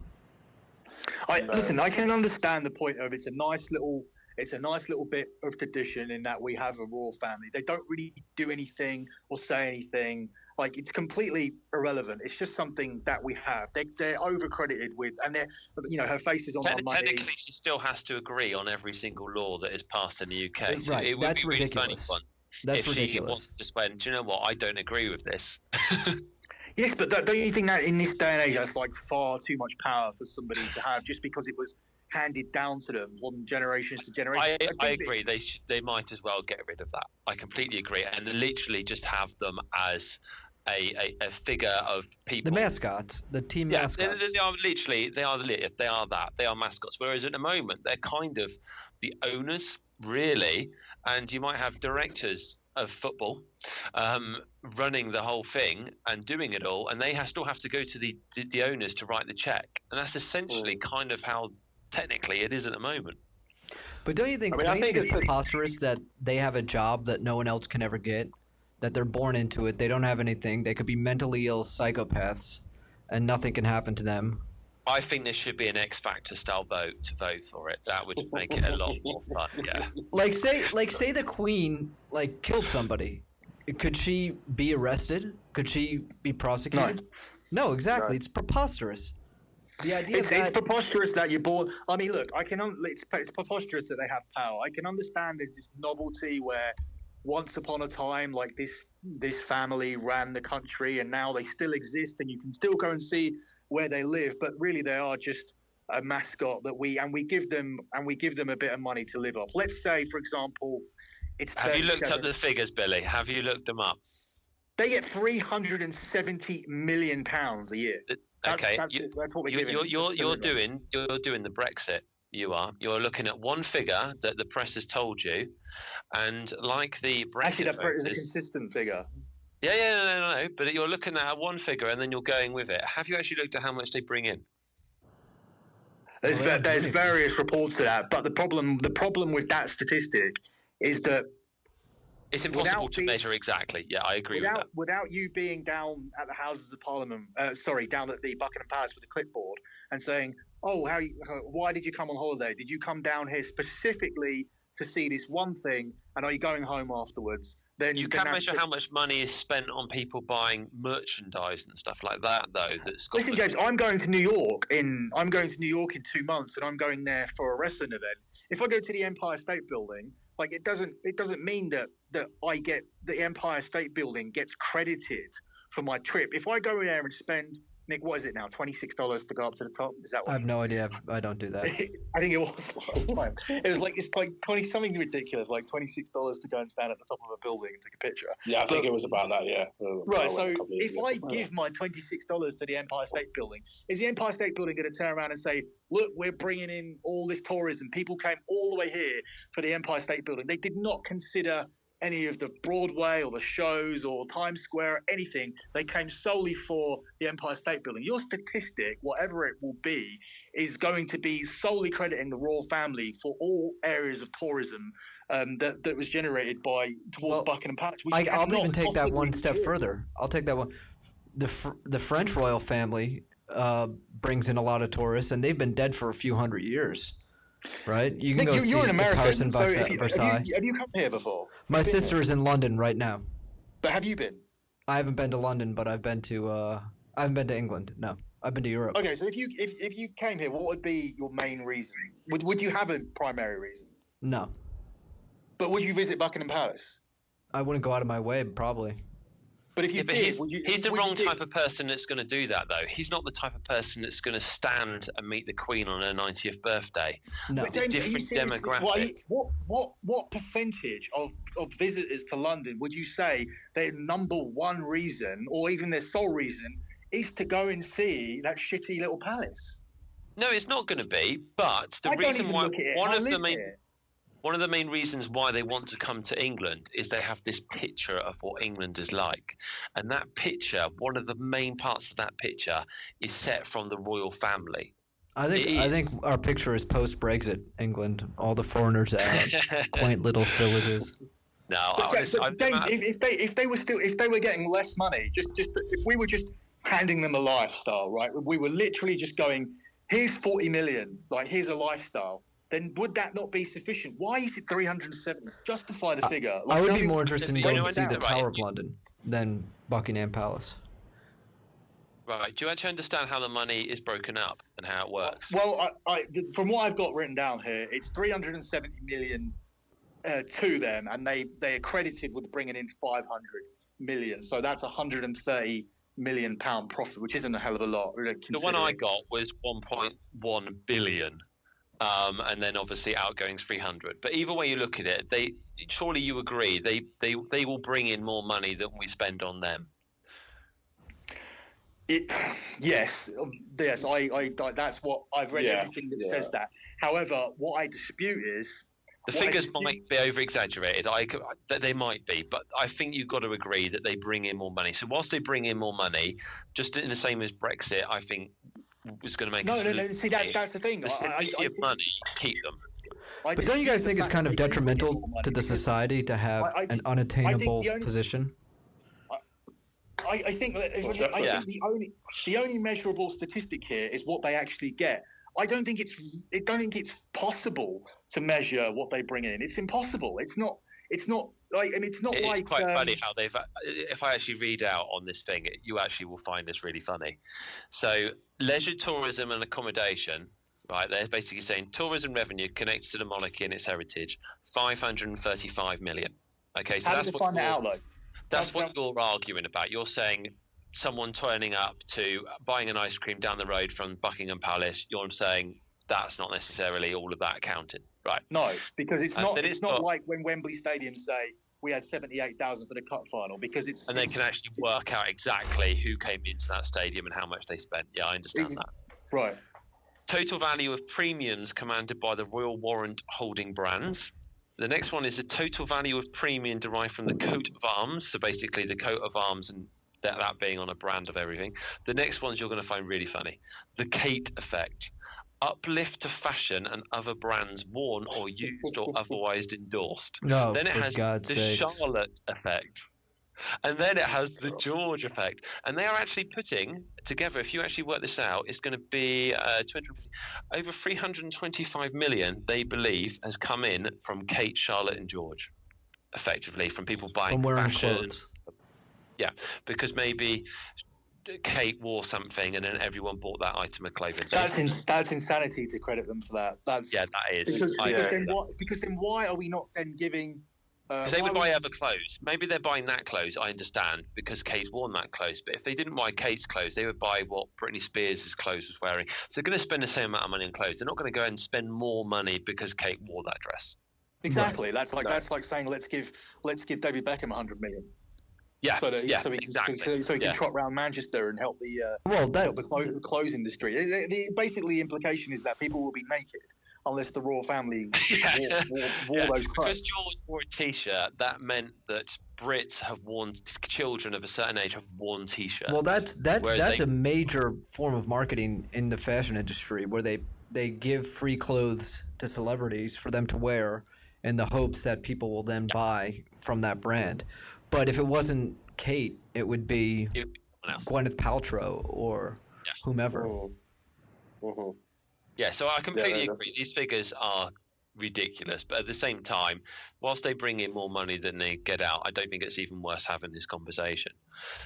But that's the thing. I don't think that they do. I mean, I'm quite happy to have a monarchy. I'm quite happy to have a powerless monarchy in the name of tradition that we give a massive sum of money out, and £40 million, for example, divided up between that many people per year is a fucking hell of a lot of money. Like, giving 10 million to Charles and 10 million to the Queen, or 10 million to, or however they want to divide it up. Just giving £40 million to a family is 1/10 of what they're getting, but it's more than sufficient. And then from there, 40 million would be enough. No way would it be enough. If you think of the security that they need, for example, there's no way that would be enough. But that's the thing. If you diminish the significance of it, then you can make cuts all across the board. This is the thing that we should be making cuts towards, in terms of, they don't need all of this stuff. They say, look, 104 million goes towards security. Why don't they just give them $1 billion grant and tell them you're not getting any more money, and fucking do something with it, invest it, make sure you don't lose it. But Do you know how much their property's worth? Probably billions of dollars. Billions. Their assets are 56. 50. No, how would you say this? Is it 56 billion? I think that's probably how it's written down. Or 5.6 billion. I never know. Then that makes them the second wealthiest landowners in the world, behind the Catholic So Church. why would we? So that's the thing. Why are we giving them more money? Why are we paying for it if they already have? They don't earn any money from their property. How they actually get it is they get 15% of that every year. So that's how they get their money. Part of their money is. And where's the rest of that?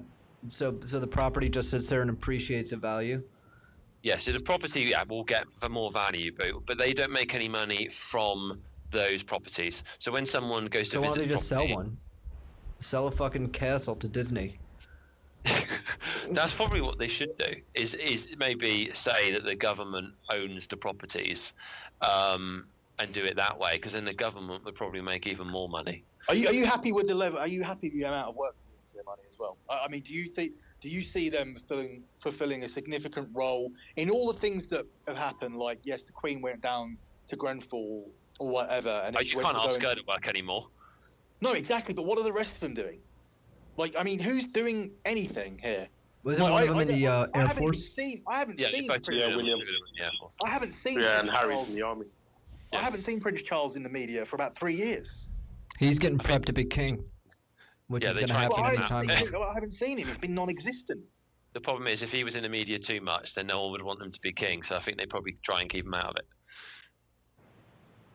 But the point is like, what are Don't they you guys actually also doing? find it unfair that fucking ugly bald motherfucker is married to Kate? It's bullshit. The only reason he's married to her is because he's the prince. Yeah, So but Harry's going to be getting with Why- Meghan Markle soon.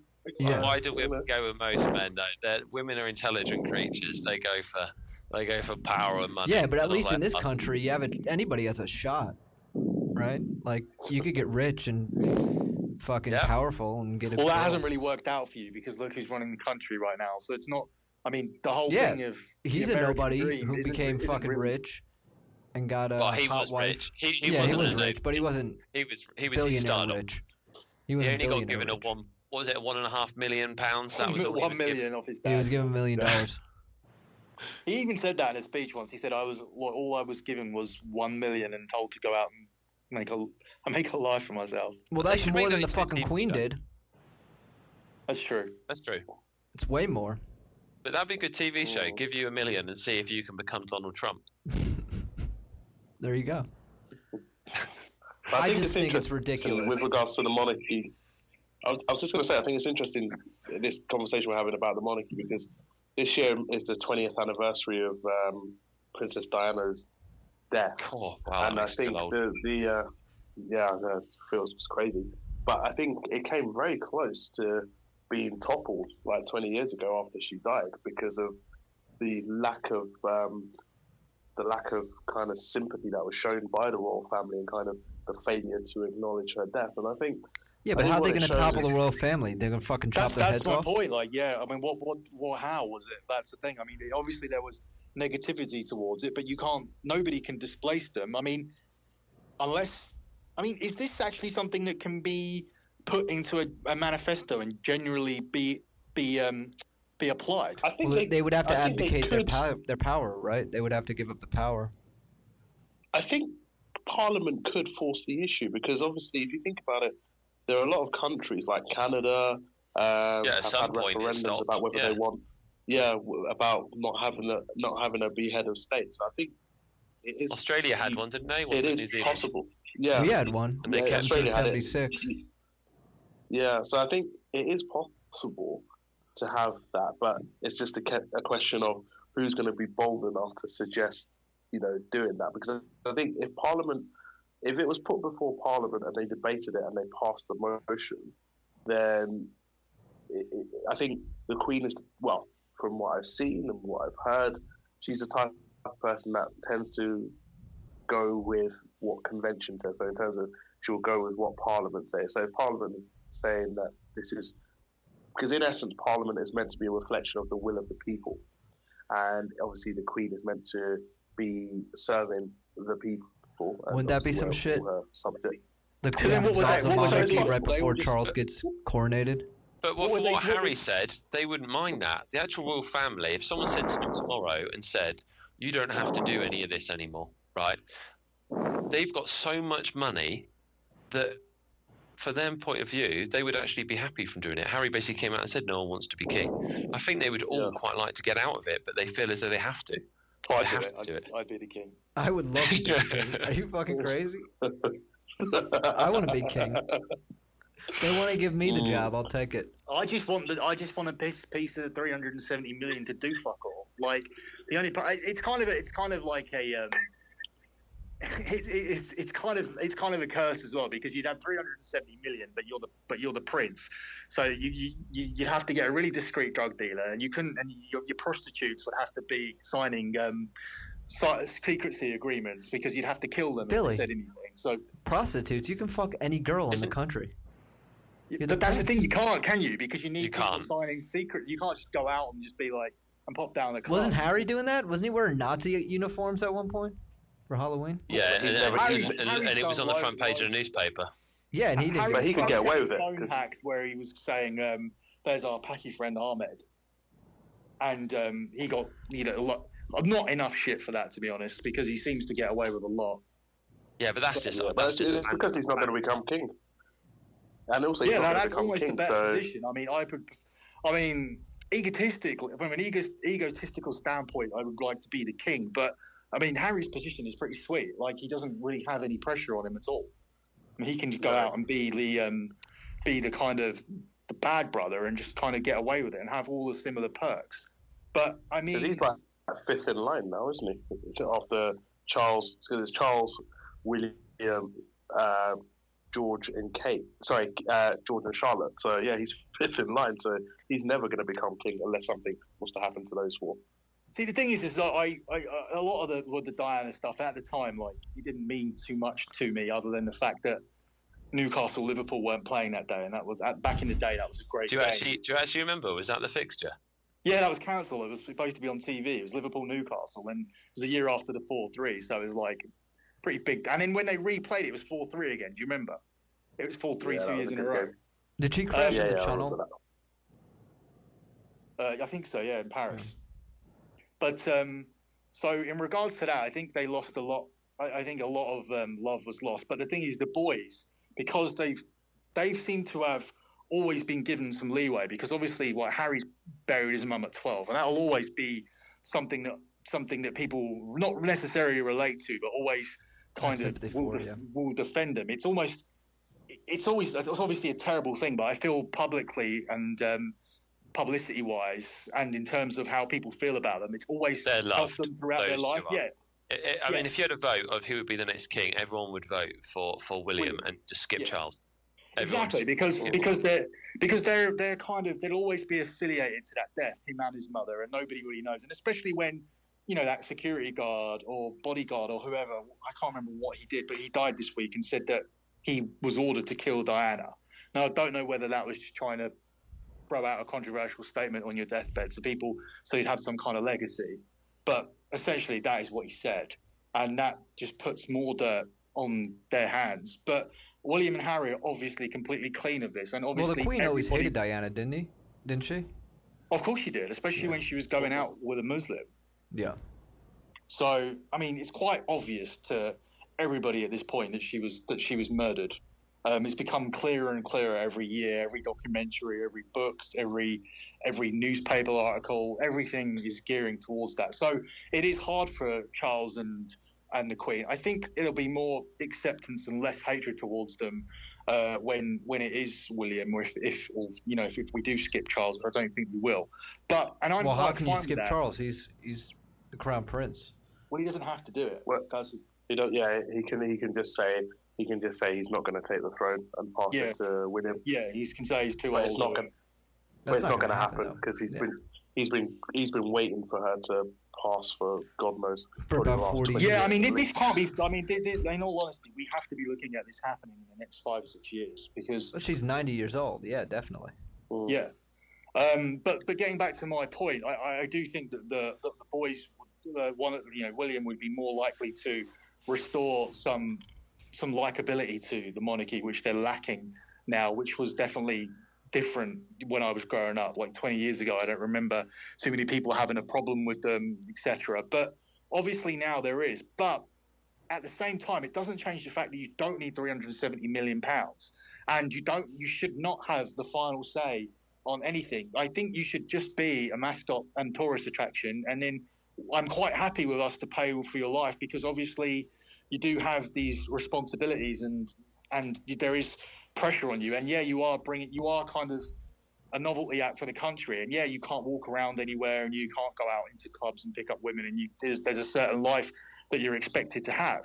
And then when terrorist attacks happens and tragedies, and you're the person that's expected to go to hospital, etc. I understand all of that, and we should pay for that. But I think we're paying far too much, and I just don't think they need to have any power. That's utterly ridiculous, this entire situation with the Queen's speech and all that kind of stuff. I just think that it needs to be down to the will of the people, like Umar said.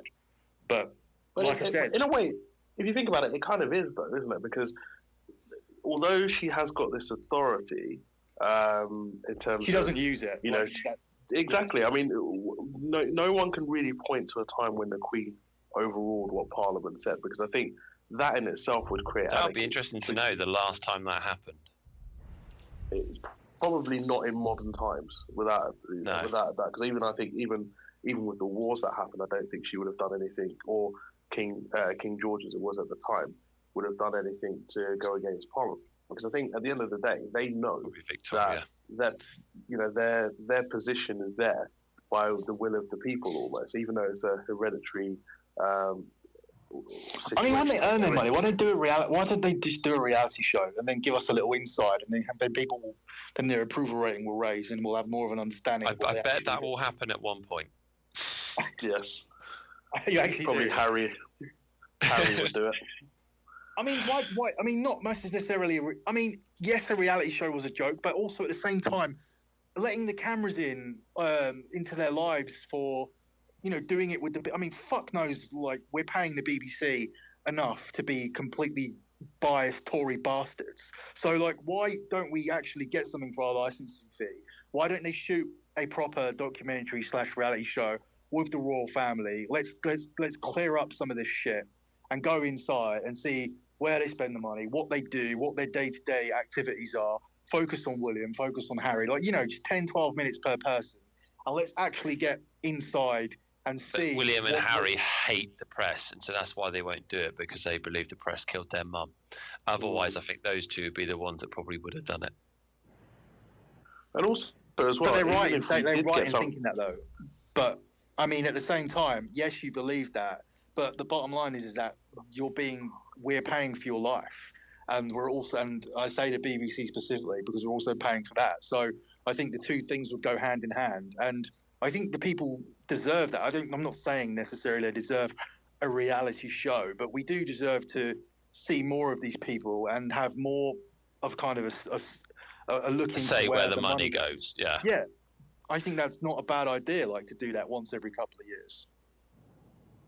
I mean, that is the era that what are we going to... We could do a thing like Bear Grylls did with Obama.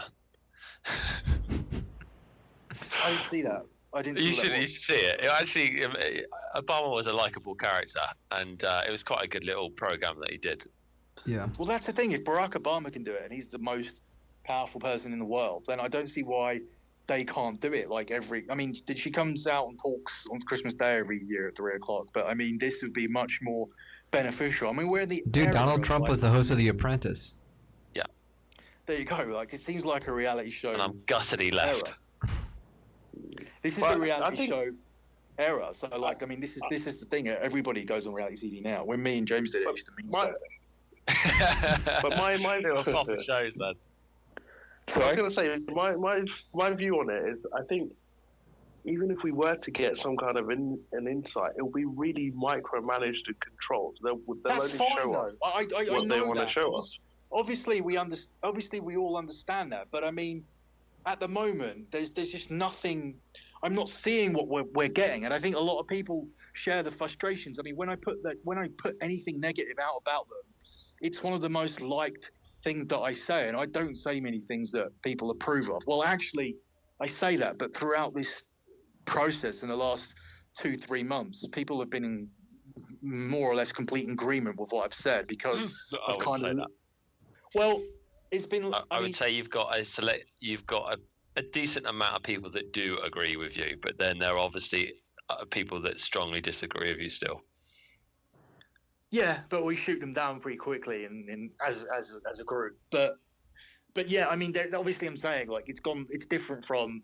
There was a time where I would say anything, and people would just be jumping on, looking for an argument, and I think that's kind of subsided, especially with, obviously, I'm primarily covering wrestling and sports and gambling stuff, and it's not really too confrontational. But normally, when we delve into politics, like if we look back 12 months ago. I was backing the Remain campaign, and I was getting abuse. Like, 75. I mean, I can't believe I didn't see that coming, because the way people were talking to me, it was. We should have. I actually, the day before, Yeah. I was waiting to transfer money to my US account, knowing that if we would have stayed, the pound would have got stronger and probably gone to 1.6 compared to the dollar. And so I was waiting and waiting and waiting. And I called my wife the day before and I said, look, my Facebook is just all racist. Get out, get the foreigners out. And I was like, we're gonna leave. We're going to leave. So we transferred some of our money that we had available at the time, and I wish I hadn't transferred all of it and more, because obviously it would have saved me a lot of money. And I actually said to her, Facebook was telling me we were going to leave, but all the odds were stating that we were going to stay. So it was really tough. But if we'd looked back at it now, Billy, we were stupid. We should have stuck loads of money on it. Facebook was telling me Trump as well, and Facebook was telling me that Conservative weren't going to get this majority. In fact, I won money on the hung parliament. I won money on no Conservative majority, which is what I bet on. Because by the third time round, I actually learned my lesson. Because Facebook was telling me Trump and leave. Yeah, it was. Yeah. And I obviously ruled that out, because I thought, this is an 18 to 14 demographic, and there's a hell of a lot more people that will vote that are older, but there actually isn't that much more. I mean, I think obviously you're looking at a 22-year age bracket there, and then obviously they're high. I mean, 40 to 65 is higher, because it's a 25-year window. But I mean, it's not now necessarily a case of all those people go out and vote, because the last two things that we had to vote on, which the young people have got out there, I don't know what they didn't get out there with Brexit. They did not get out there with Brexit at all. They didn't understand it. They must have done to a certain extent, because 33 million people voted on that, which is insane. I think if the same amount of young people that voted in these elections had voted in the Brexit election, then I think we would have been. We would. But do you think that's happened? Do you think that's because of Brexit, where people turn around and say, "Well, you didn't vote, so this is what you get," kind of thing. I think that plus the Corbyn effect and Theresa May's incompetence, I think young people finally got it into their heads that actually your vote can make a difference. And actually, if we go out and vote, in droves, because if you look at some of the constituencies that voted, like for example, Nick Clegg lost Sheffield Hallam. Sheffield Hallam is where Sheffield Uni is, which has got a massive. See, that was a big thing we've not really talked about, because when earlier on James was talking about Tony Blair and the way he conducted himself, Nick Clegg was supposed to be that. Like, there was a lot of touting about. I said this the other day. If Nick Clegg hadn't done what he did in the last election and made himself basically, was it assistant PM or whatever it's called, vice PM? If he hadn't have done that and he hadn't have done the coalition, then he, at this election, would have been leader of the Lib Dems, and I think probably would have done a better job than Corbyn, and possibly I would have had a chance of getting the Lib Dems in, or at least in a coalition with Labour, and him leading it. But I don't think so.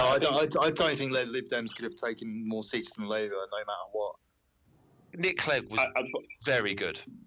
He was a very good speaker. He was good, but I think his downfall was obviously, and the downfall for the Lib Dems was getting into bed with Conservatives, and that's why they were punished, because they went from, 55 MPs to 8 MPs in 2015. They're almost obliterated. Like, talk about obliteration, that is the true definition of it. They were very lucky, and even this election, they only managed to add 3 extra MPs. So, one of them was Vince Cable, and that's just because it's Vince Cable. So why did Fallon leave then? Because I liked Fallon on that debate. I thought he came across really well. Well, he's saying was because I don't know if you remember, during the course of the election, he was regularly asked about his views on gay marriage and homosexuality, and he's quite a committed Christian, and he struggled to kind of answer that question and kind of come out with, this is what I'm for gay marriage, or whatever. So he then after the election turned around and said, for him, he can't reconcile being a committed Christian, and being leader of a party, because there's certain views that you need to take which do not kind of balance out with him being a Christian. And obviously he values being a Christian more than being a party leader. So therefore, Basically, I'm homophobic. I've got to step down. Yeah, I pretty don't. much. Do And also, you think that viewpoint is homophobic? Because I don't. well, Yeah. you don't agree with gay No, marriage and Marriage, by definition, what it was by definition was when a union of a man and a woman. Now, I think the fact that you've had to change the definition of it to include a certain type of sexuality, I don't think I don't necessarily think that's right. And I'm not homophobic at all. Like, I've lived with gay people, I still speak to them. But I mean, if you want to be gay, be gay. I don't understand why you need to. Oh, here's Have another kids. podcast in itself. I don't know why. I don't know why you have to push it and have kids and be married. It's just like, look, no one's disputing the fact if you want to be a couple, like, go ahead, do whatever you want. But the fact is that something needs to be remained. If that's what you decide to do, and I think that at that point you don't get married and you don't have children. That's what you've decided to do. That's just life. Like, you don't. I won't get to sleep tonight if I start on this one, Billy. Yeah, I mean, we can do it another time. Yeah. It's kind of like saying, like, it's not. I mean, when are we going to reach the point where it's like, like pedophiles like children? They have the rights to have what they want as well. It's ridiculous. Like, I mean, like I said, You just I linked paedophiles and gays in the same No, sentence. I didn't. Like, I'm not. If you were a politician, I'm not. Listen, I'm the not. Daily Mail would have a field day.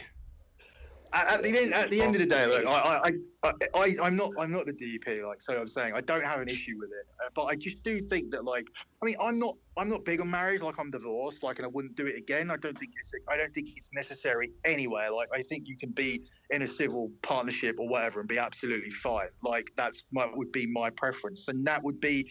And if people that are gay that are doing that, I think that's perfectly fine to do that. But, like, I don't understand why you need to get married. And I think marriage isn't, like, marriage fine, but then when you're pushing it onto kids, I definitely draw the line there. I do agree with certain points where I don't think you're thinking about the kids and the way it will translate into school, where it's like you're being brought in with your two dads. That's an instant problem. That's an instant problem that you're going to have to deal with in school with two dads.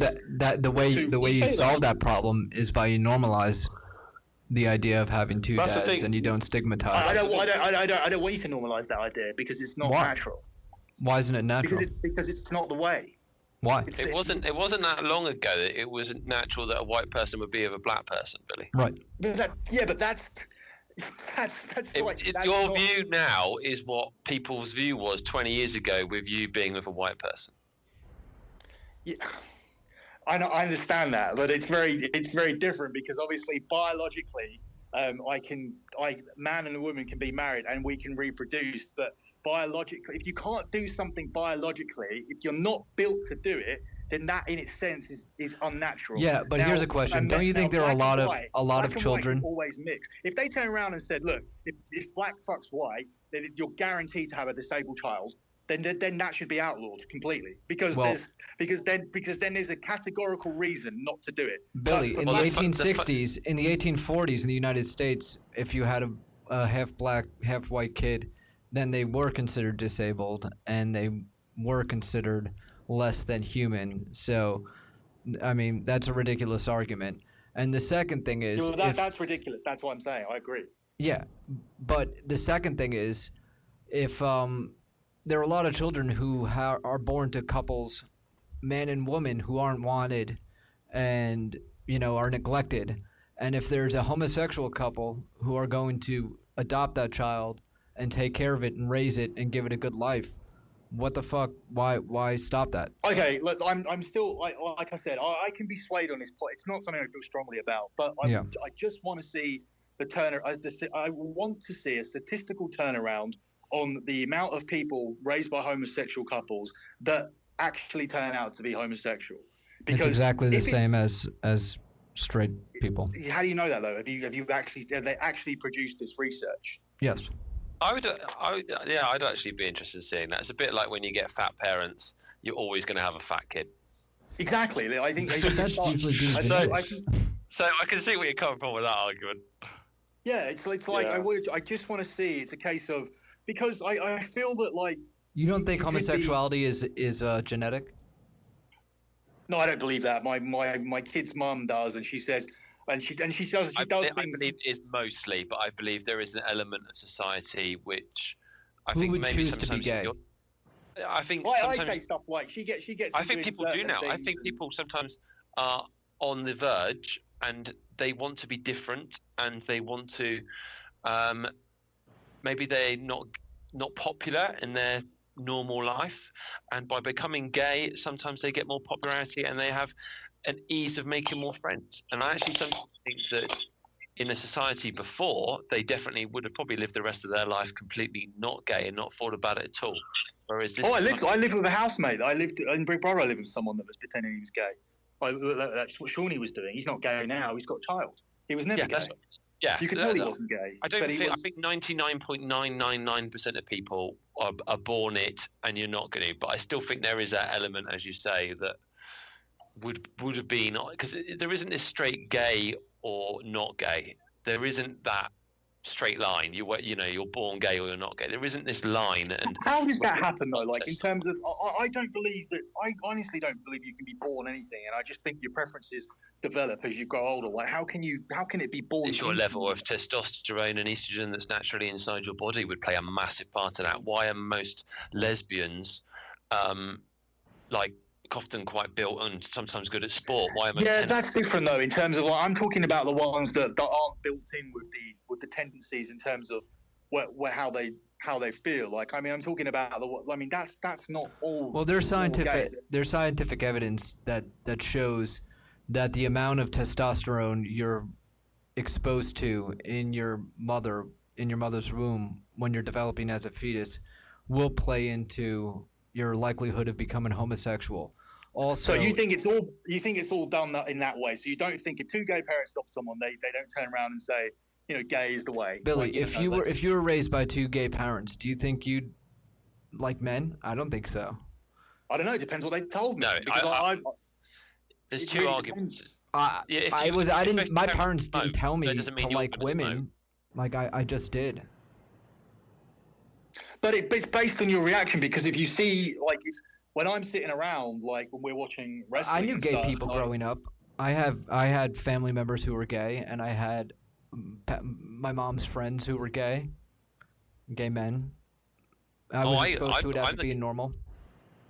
I'm the most campus guy you ever met, and growing up, a lot of people thought I was gay.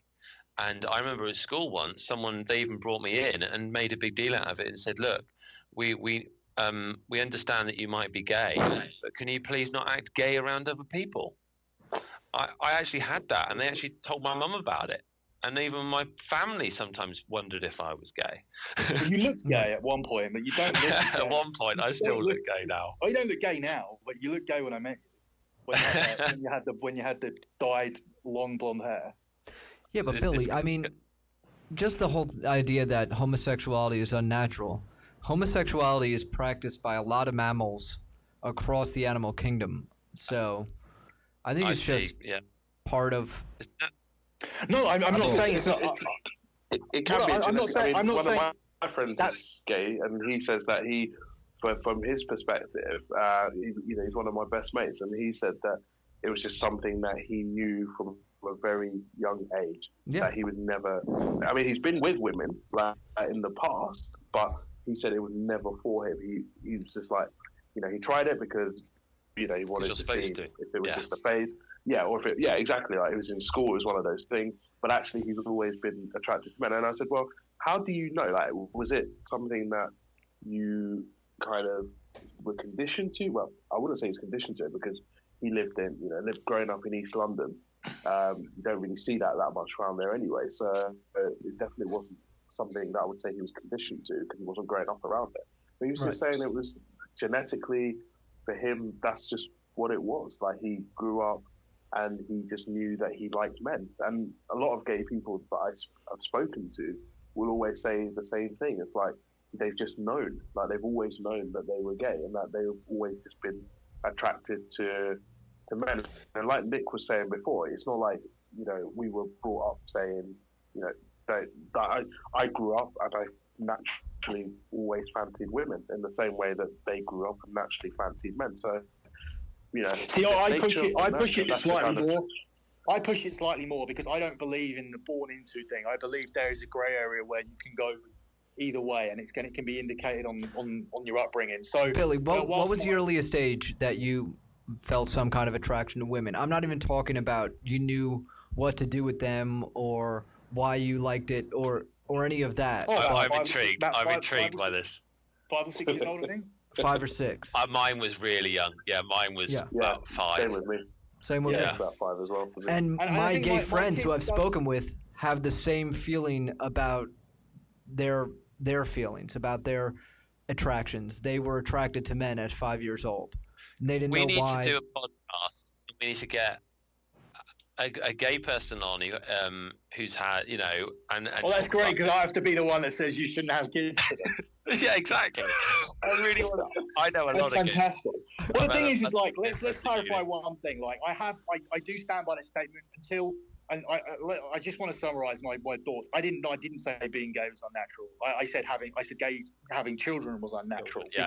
because they can't naturally do it. It's not natural, right?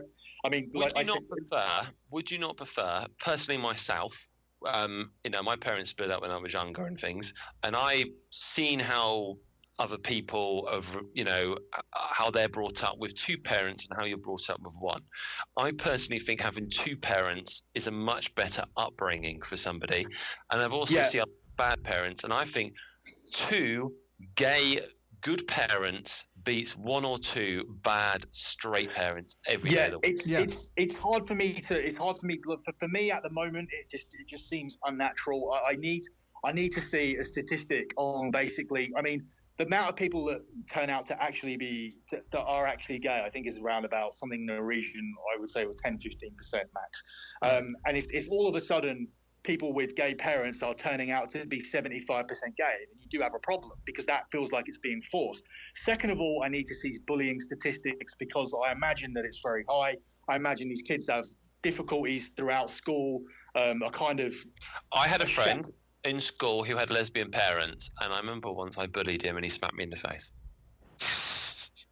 There you go. Well, I think that doesn't really pass for the type of stat I'm looking for. But no, but what I'm trying to say is I agree with you that I remember it wasn't proper bullying. I just remember making a comment in a queue to get my food, and I remember him just hitting me. But what I'm trying to say is I had a reaction to that, which essentially is bullying, which probably does happen. Well, all but the time. don't kids bully other kids about everything? Yeah, you pick a weakness. You pick whatever you can. So if your But parents why aren't add gay, an it's extra- because why you're too add an tall or extra you're too fat Yeah. or whatever. yeah, but I mean that's the thing. Like being fat is one thing, and like we're probably more used to racism and weight jokes and things than we should be. But to add that extra element in that was kind of forced upon you, I think honestly, like if there was honestly statistics presented to me where it said, look, these kids turn out to be absolutely fine and they don't have any problems in school and everybody's cool with it and everybody understands and society is all hunky-dory and Jeremy Corbyn is the Prime Minister and everything's great, then it's all fine. Then I don't have a problem there.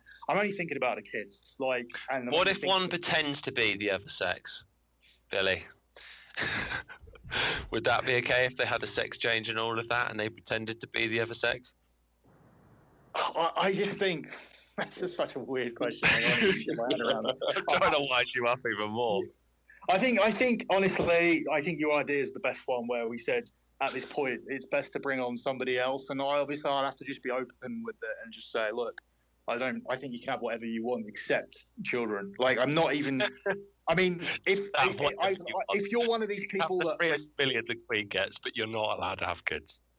if you're one of these people that really respect marriage, I can understand why you'd have a problem with the marriage thing.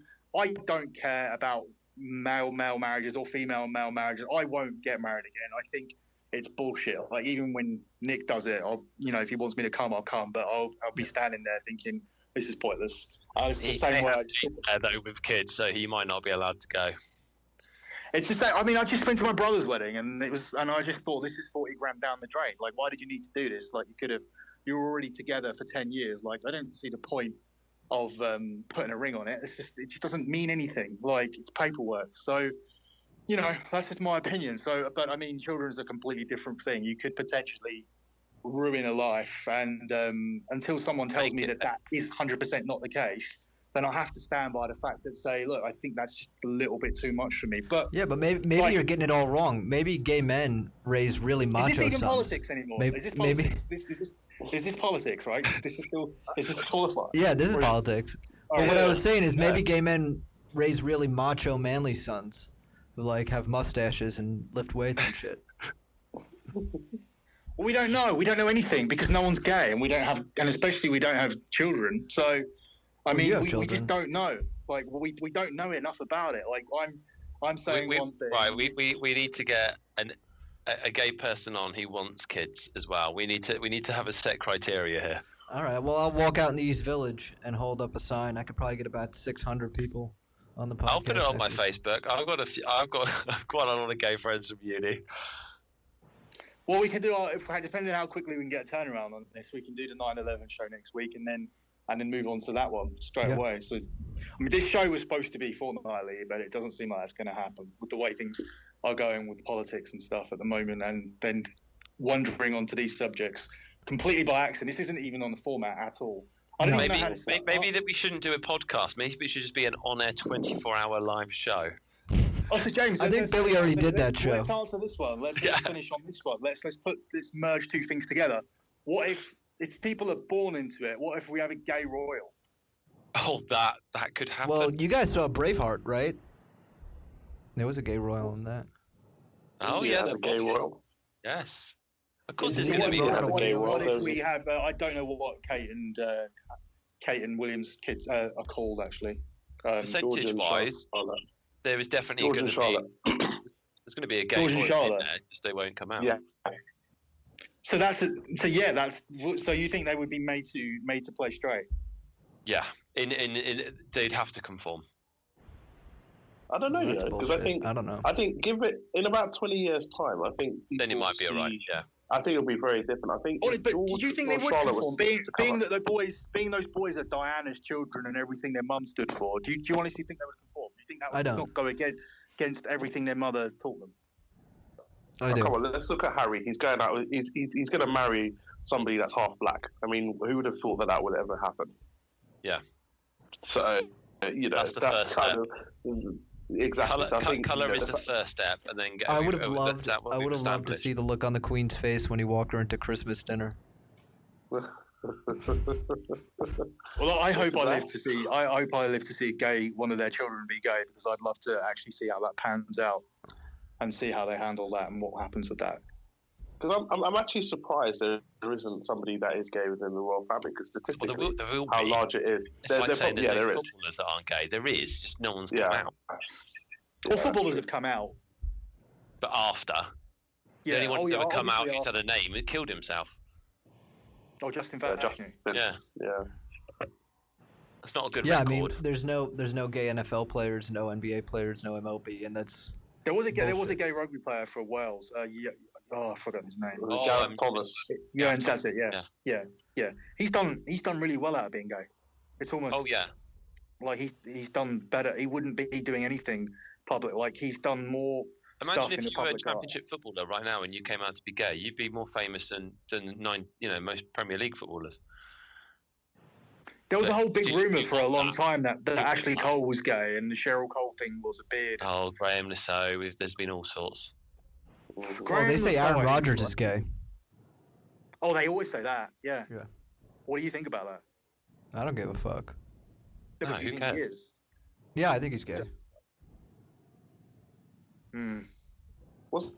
Someone needs to come out. Basketball player, wasn't it?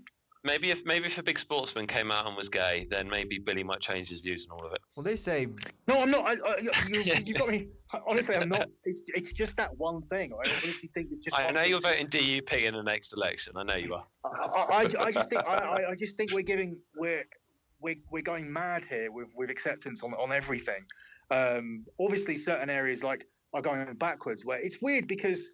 It's weird that I can't say that, but certain people are fully racist. It seems like we've been handing out racism licenses recently, and all of a sudden, Well, with Donald everything's Trump in become- power and everything that's going yeah, on. it seems like all of a sudden, like things you could never say except to your mate in the pub are now going up in statuses. Yeah. And it seems like that card was only handed out last year, and people are taking full advantage of it. Like, and there's little websites that are profiting off making up fake news and fake videos. Like I saw this one today, and the racism was horrendous. It was like something about Muslims don't want their dogs walked in a certain park during Ramadan, where they pray out in the sunshine, or some bullshit story.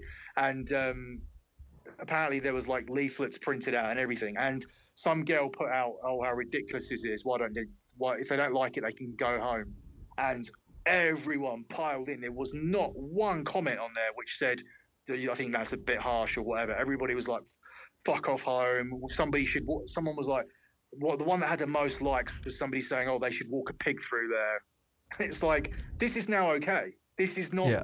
Not Facebook are not going to do anything about it. It's fine. Well- it's racism's Well, completely people don't fine. see it. as Facebook racism. just said they were going to start tamping down on hate speech, and Germany just filed a suit against Facebook regarding their hate speech. Well, do you know somebody's filed something against Twitter? Because if you notice, I've had suspensions lately. I've had 2, and I never had anything. Yeah, Twitter's clamping down. would now. just- 2009 to 2017, I had nothing, and then in the last 2 months, I've had 2 suspensions, and they're not even been for anything bad.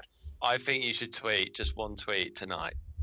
Gay people should not be able to have kids, and just put that on there, and then put the podcast. I tell you what, I'll do. I'll run a poll. I'll run one. Yeah, of do those a Twitter poll. polls. Should gay Yeah. people be allowed to have kids? Find Okay, out. I'll run the- a poll. I don't care. Like, Yeah. I mean, my career has been dead since I produced porn. So, I mean, whatever. Like, it doesn't bother me. All right, guys. I All think right, should we we leave it just there? hit 2 hours, 1 minute, and 13 seconds. Is there anything else we have to say? No, I told James it'd be an hour today. James has to go to the embassy or something. I don't know. Oh no, I've got to try and chase up the embassy. That's the problem. What visa did you get to come over here? E2 visa. Which one is that? Is that the talent That's visa? no, I have no talent. No, it's E2 visa. It's a business visa, setting A up our business business visa. over there. Okay.